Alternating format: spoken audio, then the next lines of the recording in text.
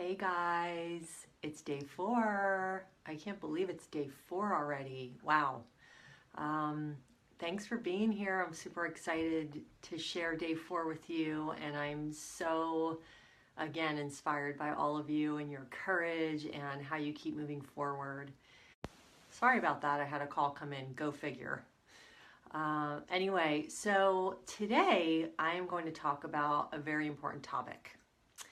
And it's a topic that a lot of people know about and they don't really know how to navigate it. And it's self-sabotage.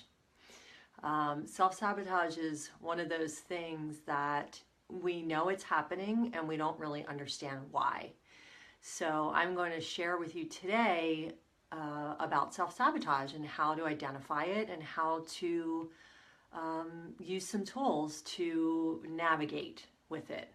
And, we all have the ways that we sabotage ourselves, whether it be with food or alcohol or procrastination, whatever it is. Procrastination is a big byproduct of self-sabotage.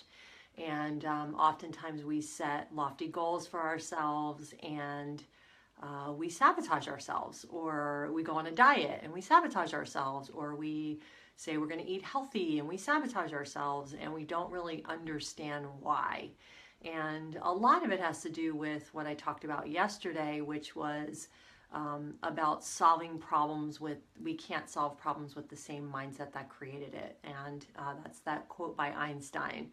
And it's so true when you think about it, because everything you've been doing, and every time you go on a diet or set a goal or try to change something, you actually have to change your mindset. That's really the only way to make a difference or to make a transformation. And we have to break patterns in the moment when they're happening. Otherwise, it's thinking about it after the fact is never going to break the pattern. Hi, Scott. But we have to break those patterns in the moment when we become aware of them happening and we know what we're doing.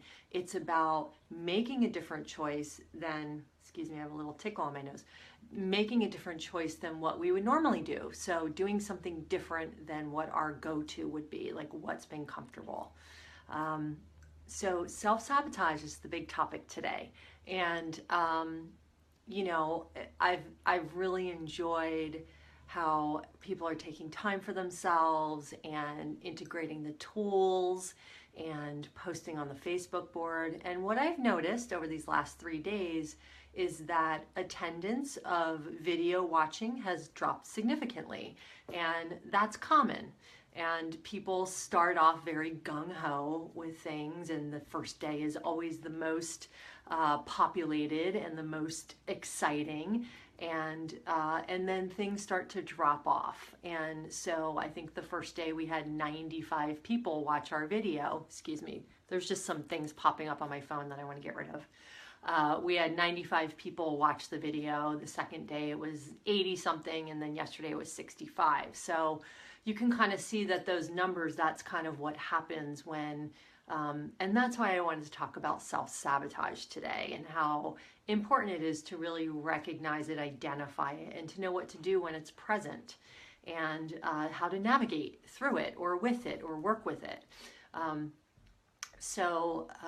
Because, we all start out, especially with the new year coming, everyone always has these big ideas of things they want to do and goals they want to set, and I want to lose 10 pounds, or I want to start this diet, or I want to create X, Y, and Z, and then, we start off full force, and then we kind of lose steam because we set ourselves up almost for failure in a way, in the sense of, hey, Christy from Santa Barbara, woohoo, she's in my town, we're volleyball friends.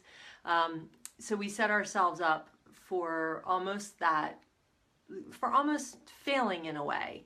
And and I love setting goals, and I think goals are important, but sometimes goals can actually create the opposite of what we really want. That's why I think intentions are so powerful, being intentional about what we do and really knowing what we want to create, and then taking action steps, step by step, instead of oftentimes we get lost in the bigger goal, or, we say we want to lose 10 pounds and then we don't really know what the plan is to get there or what the steps we need to take to get there are.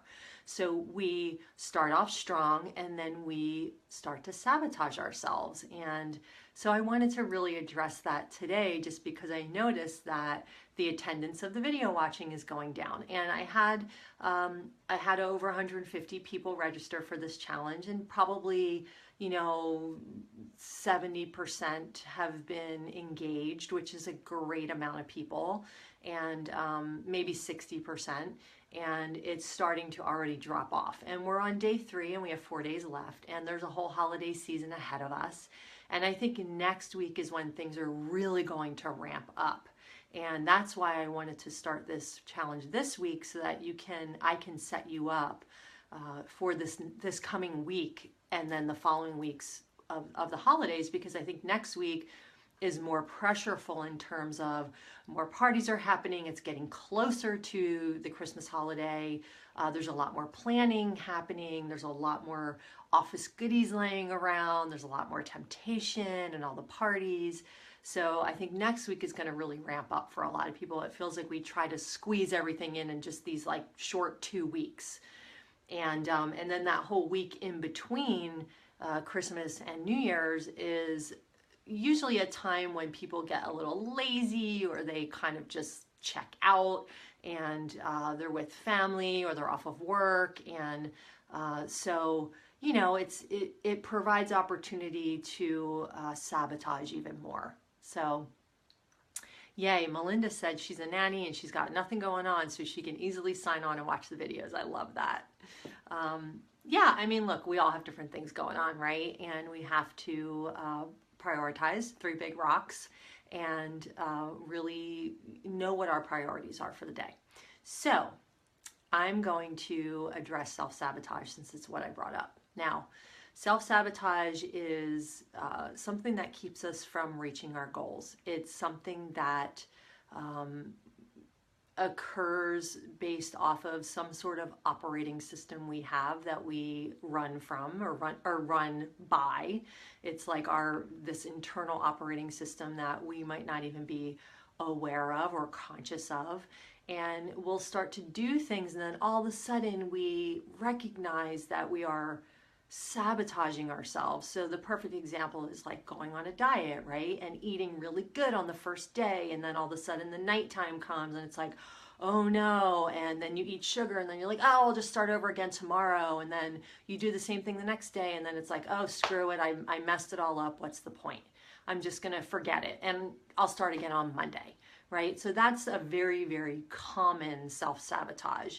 And I know I've done that to myself a gazillion times over the years. And I'm going to start my new exercise plan on Monday, and I'm going to exercise every single day, and I'm not going to miss a day. And it's almost like when we say things like that to ourselves, we make it impossible to feel successful. So how can you set yourself up to feel successful? And that's really what I feel like in life is super important. Like, how do we set ourselves up to feel successful so that we don't feel discouraged, so that we don't feel disappointed in ourselves, so that we don't feel ashamed, and all of those things and feelings and emotions that go along with it. And self-sabotage is something that's actually created from not wanting to deal with emotions or not wanting to deal with feelings in the moment. And I talked a little bit about this yesterday, how, when we numb out and check out and do these things, that we're often running from certain feelings, or we're actually looking to change if we're feeling sad, we're looking to change it by turning to that outside external crutch like food or alcohol. Or if we're feeling stressed, we're going to that outside crutch, versus just letting ourselves feel it, looking inside, seeing what's going on, right? What's really happening inside of me? What do I need to address? And being very mindful of that and letting yourself feel it. If you're feeling stressed out, well, what do you need to do to move through that stress and take care of yourself? If you're feeling sad, How do you need to process that sadness? Do you need to talk it through with someone? Do you need to write in your journal? Do you need to breathe? Do you need to cry? I talked yesterday about state changers, and I said that one of my favorite state changers was crying. And it's not that I can do it on the drop of a hat, but it's something that really actually cleanses my system and changes my whole state. So self-sabotage is really a byproduct of us not wanting to deal with our current present emotions. Hi, Michelle.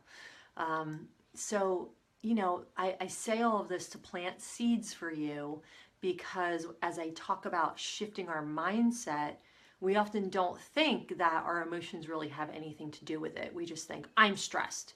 And so what's the quickest fix that I can go to? Alcohol, food. What's going to make me feel good immediately? If I feel stressed or I feel angry or I feel sad, what's going to make me feel good immediately? And we go to that external source, that crutch, whatever it is, something that we can lean on versus leaning on ourselves, because we actually have the answer inside of ourselves, and we have the tools. We all have everything we need inside of us, and we often don't trust that. And we do have the tools to be able to deal with this stuff.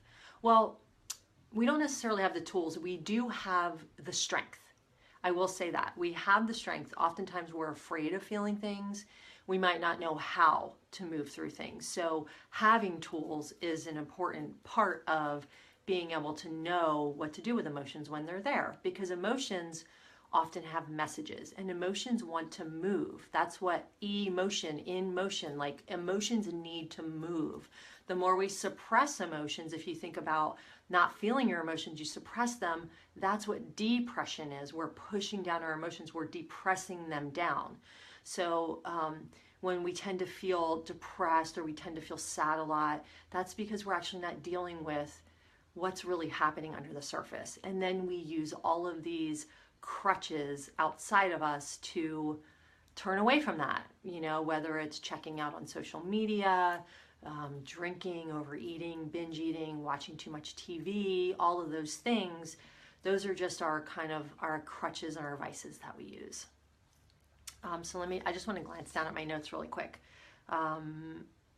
Yes, so what I wanted to talk about more so with this is kind of how you can go through the holidays and notice the signals of self-sabotage.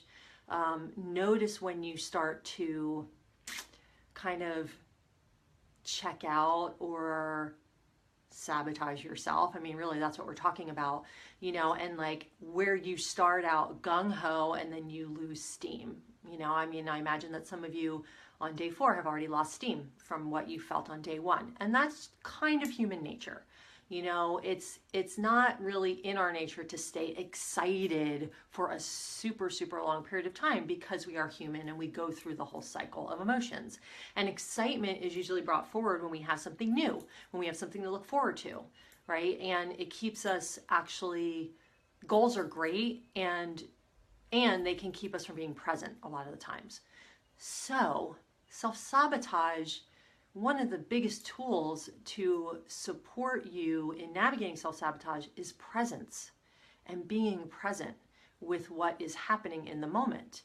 So when I say that, I've been talking a lot about the breathing, the state changers, all of those things, utilizing those tools in the moment when you recognize that self-sabotage is happening. Like asking yourself the question, why am I losing steam? Why am I starting to veer off course? Why am I,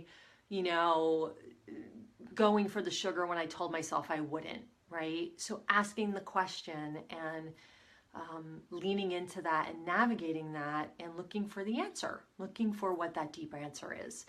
And so as you navigate the holiday season, I've already given you lots of questions to ask and some tools to use. And I think that 2 other things that would be really important for you is, especially in terms of food, allowing yourself, thinking about, so I talked about not having food rules, and Scott yesterday asked a great question about food rules versus kind of, guidelines. I basically talked about that we have a choice and we make choices based on what we want, and how a rule is more restrictive. It's more like keeping us in a box. And when we let go of the rules, it gives us a little bit more freedom, and we don't have to restrict ourselves. So it's really, so one of the things that I think is really important is savoring food. Like, if you are going to go to a party and set yourself up for success by, really looking at, well, what are the things that I really, really want that, like, I don't get to have all year long? And what are the things that I can let go of that I can have at any time? There's some things that are only around at this time of year, that, like that Williams-Sonoma peppermint bark, right? I've had that once. That stuff is insane, but it's like, it only comes around this time of year. So if that's something you love, allow yourself to have a little bit of it and really savor it. It doesn't mean eating a whole tin of it. It means having a piece, tasting it, savoring it, enjoying it, like really allowing the experience of it. And I think that the more we allow ourselves to do that and to savor the things that we wouldn't necessarily eat a ton of or have all year long, then that will allow us to back off of our self-sabotage a little bit. Because I think what happens is we get in this mindset of like, oh my God, there's all these fresh baked goods and there's all these things that I can't have all year long, so I'm just going to eat as much as I can. But the truth is, you're overriding your body when you do that. You're really just using your mind, and you're overriding your body, and you're not listening to your body. And so it's really important to always tune in and to be present and to really check in with yourself, especially when you go to parties, and, just say, well, if there's something there that I really, really want that I don't normally have, I'm going to allow myself to have it. I'm going to enjoy it. I'm going to take the judgment away from it. I'm going to take the feeling bad about it. I'm going to actually enjoy it. And the more we do that, the less pull and power it has over us. So another thing, so I think that will be really, really helpful. So another thing I wanted to talk about was actually the hunger, and tuning into the hunger over the holiday season, and listen. We don't listen to our bodies enough. And here is one thing that I know for sure: the body never, ever lies. It never lies. And our body is always talking to us, always giving us signals. Like when we get those butterflies in our stomach, or we feel sick to our stomach, or we feel nervous and we feel like choked up, and that's our body telling us. It's our body telling us we're afraid, or that we have something going on that we need to deal with, right? So the body's always going to give us messages and feedback, and it's going to let us know when we're hungry. It's going to let us know when we're thirsty, and it's important to listen to all those signals, because the body will never lie. Now, often we'll be eating, especially this time of year, when we're not hungry. We eat a lot when we're not hungry at this time of year. And another big tool, not only the undistracted eating that we talked about yesterday, but eat only when you're hungry. Imagine how different your life would be if you ate only when you were hungry, instead of just eating because it's lunchtime, just eating because it's snack time, just eating because the food is there, just eating because it's in front of you, just eating because you're at a party and you feel uncomfortable, so you think you have to eat.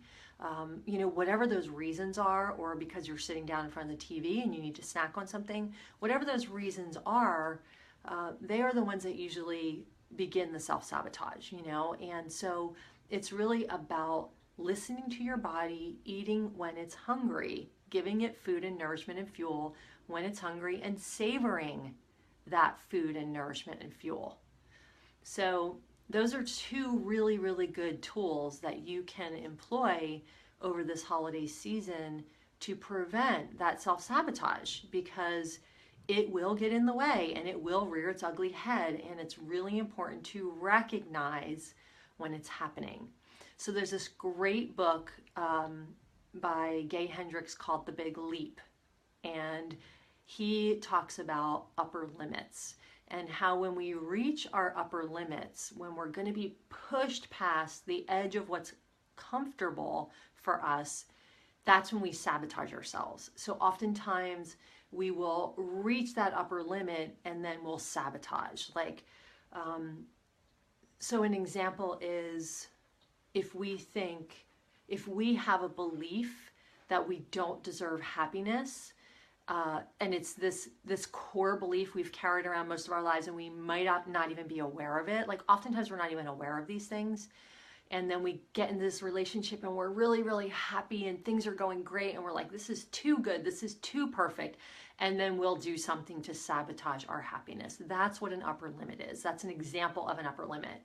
And oftentimes it's unconscious. It's like something that happens that comes from a belief system that's not even true, but it's been operating under the surface for so long and it's been running our lives. And then we bump up against that upper limit and then we'll do something to sabotage. So we see it all the time. We see it with ourselves. We see it with our friends. We see it with our family. It's happening all around us. And it's something that takes a ton of awareness. It's something that takes a ton of presence to recognize and to really look at how can I push through my upper limit. And patterns can only be broken in the moment. And I've already said this today. And when we notice we're doing something we normally do, and we have the thought like, oh, here I go again, and then we continue to do that, like say you like sugar and you tend to eat, you have a problem eating a certain type of candy or something, and you just eat it and eat it and eat it, and you're doing it, and it's not good, it doesn't feel good, you're not going to feel good, and you continue to do it. The way to break that pattern is when you're doing it to stop yourself, or even stop yourself before you go to the candy, and go a different course. Take a different path. Do something different. Call a friend. Go for a walk. Write in your journal. Take some deep breaths. Like really connect with yourself. So Scott wrote something here I want to read. My body at this time has a hard time recognizing real hunger. 90% of my eating is emotional rather than physical. So that's not your body, that's your mind. So your body will always recognize hunger if you let it. Your mind is not allowing you to.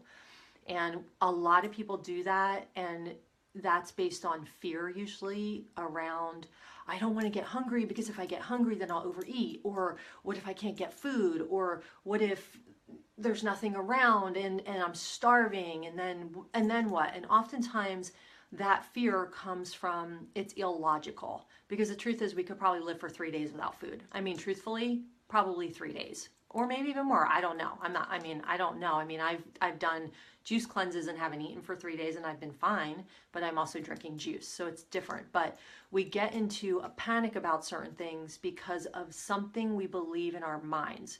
So Scott, that really is your mind, not your body. And you've trained yourself so much to listen to your mind instead of your body that's why you think it doesn't recognize hunger, but it will if you actually allow it to. If you actually let yourself, not eat just because, you're even saying that you're eating out of emotion. So process your emotions, process what's present, let yourself feel that, and I guarantee the food is going to lose its gleam and glitter to you.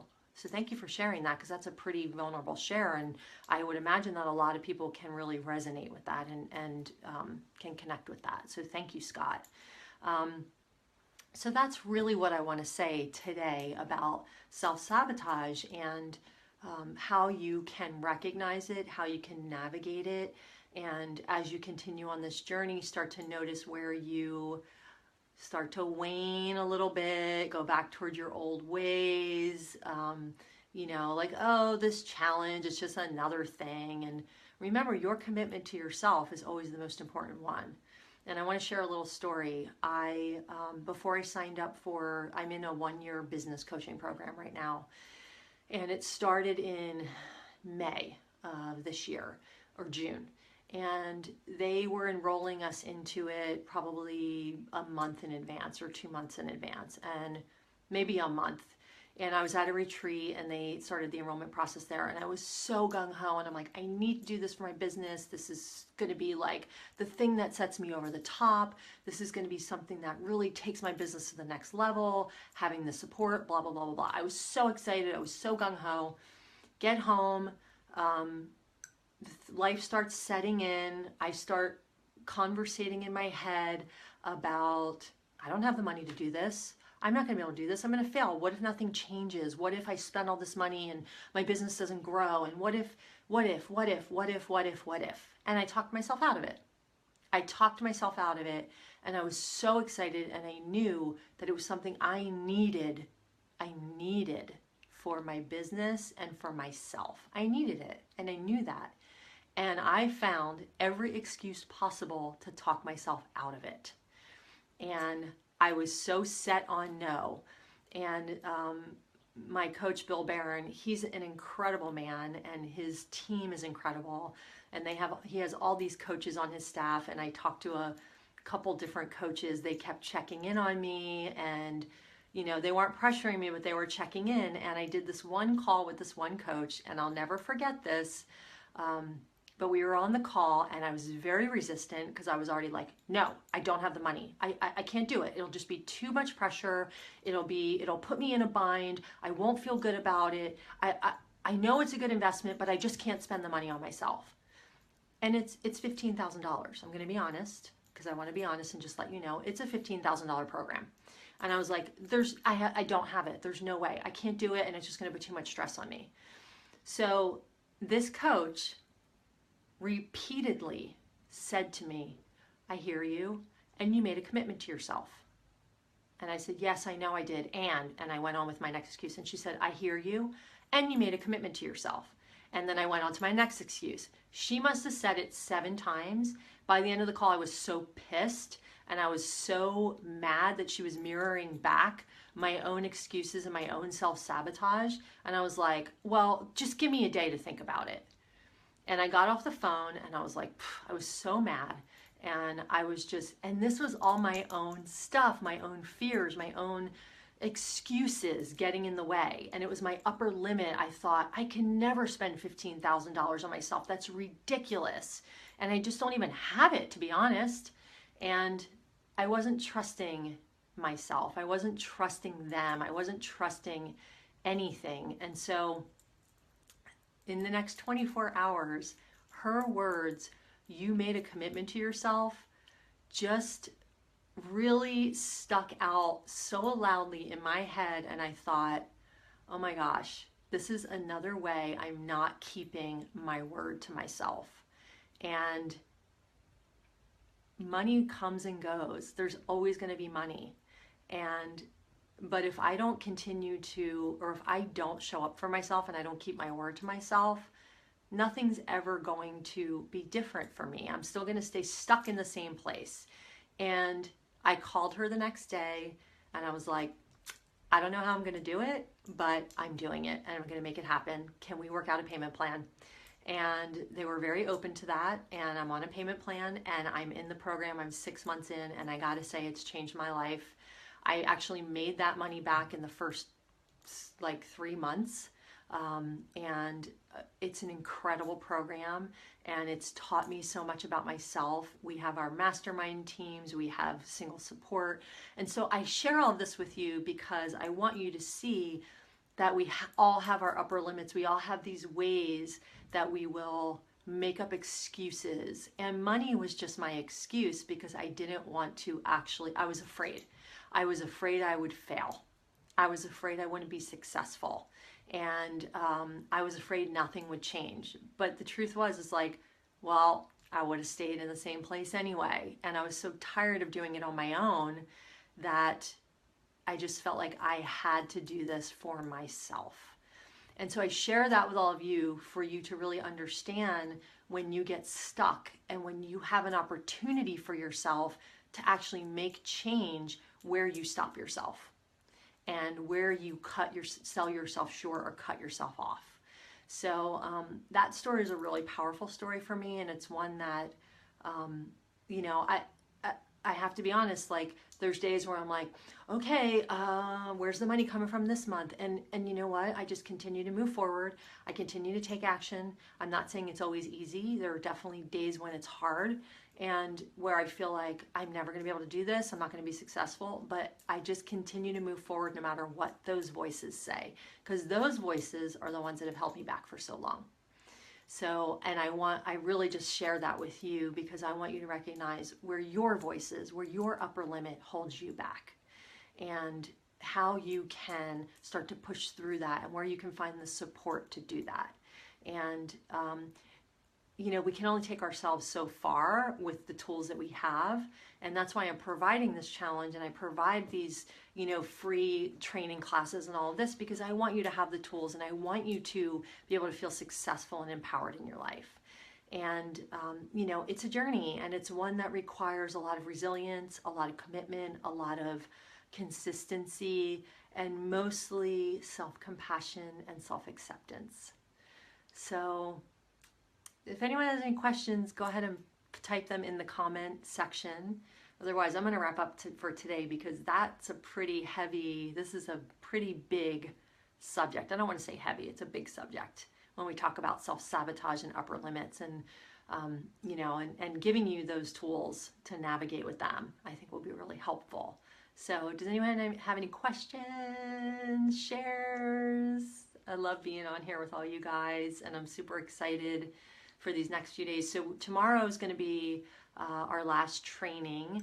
I'm going to be sending you that cheat sheet tomorrow, and you're going to be on your own over the weekend, but you'll have the Facebook board to support you, and I'll be on there so you can be posting and doing all of that. And don't forget about Instagram, because I'm going to be picking winners on Sunday for free sessions with me, and some of my books and some other fun goodies. And yeah, this has just been such a fun journey, and I love the engagement, and I love all the shares. So continue on, really reflect on what I've shared here today and how that relates to you in this challenge right now. And, you know, and always coming back to, I commit to me, because that was that one thing on that call when that coach said that you made a commitment to yourself. And I thought, shit, she's calling me out on my own stuff. I got to step up here. I got to step up. So where can you step up for yourself even more? All right, guys, you have a wonderful Thursday. Tomorrow's Friday. Woohoo!